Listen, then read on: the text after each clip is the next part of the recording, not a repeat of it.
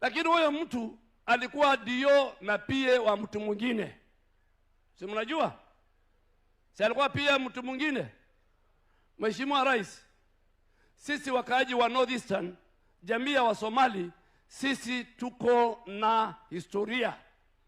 Na wewe ndio umekuja kama rais wa Kenya to rewrite that history.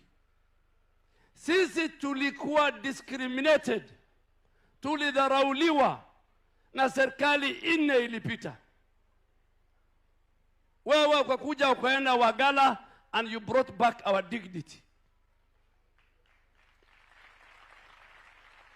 You brought back our dignity and made us equal to the rest of the country in terms of accessing basic citizen documents. Huyo mtu anaongea alipiga akasema, mbona wewe akiwa makamu wa rais, mbona unakubali vetting itolewe kutoka wa Somali?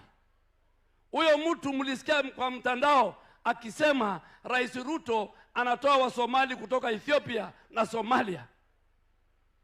Tangu lini amekuwa rafiki ya wa Somali? Huyo mtu kwa TV ana have the clip, mtafute. Alimuuliza rais, yeye mwenyewe anasema, mbona unawapatia wa Somali, viongozi wa Somali, cheo kubwa katika serikali kwa upande ya security?